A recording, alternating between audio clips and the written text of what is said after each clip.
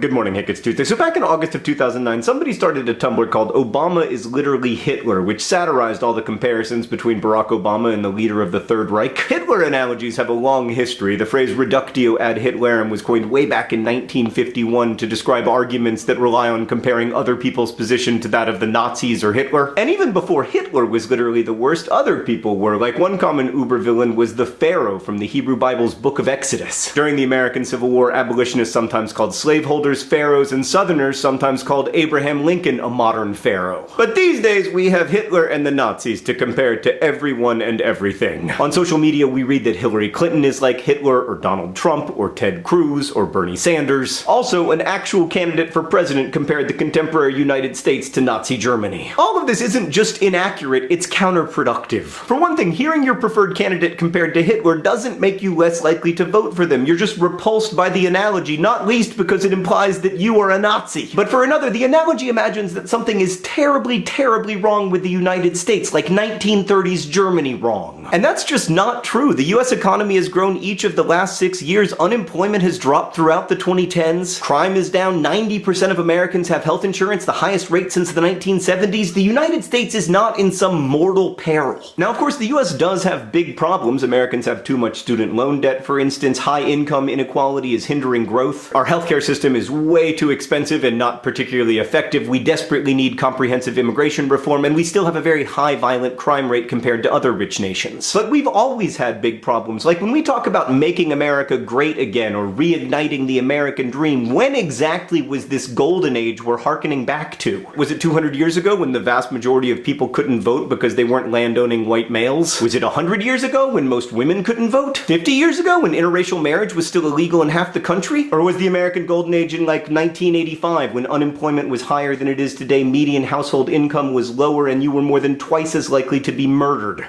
Plus, there was no Snapchat. I feel like this imagining of a past that never existed furthers the notion that the US is facing some unprecedented danger that only candidate X or Y can solve. And then when politics focuses on name-calling rather than policy, it becomes really hard to have a discussion, because when you call my candidate an idiot or a loser or a cheat, you're calling into question my whole future. In a way, it feels like you're calling me those things, which makes me want to remove myself from the conversation long before we get to the nuances of, say, immigration reform or tax policy. All the presidential candidates have done this sort of name-calling, but I don't want to create a false equivalence here. Donald Trump does it by far the most. Like, here's just a sampling of Trump's insults. Liar, choker, disloyal, a lowlife, crazy, dishonest, reckless, a hypocrite, and a soft, weak little baby. And that's just some of the things he said about Ted Cruz that I can repeat in a Vlogbrothers video. Now, putting aside the accuracy of those insults, I mean, I quite like little babies, but have seen very little evidence to indicate that Ted Cruz is one. I think insults hurt American political life, which in turn makes our government less effective regardless of where our political leaders sit on the ideological spectrum. And I really hope that eventually in this election cycle we can find ways to avoid insults and instead focus on what government should do and how. So Hank, you and I are going to start trying to do that. Next Tuesday, I'm going to take a look at the Republican candidates' tax plans. But first, Hank, on Friday, you're going to take a look at the tax plans put forth by the Democratic candidates. I will see you then. Here's to civil discourse.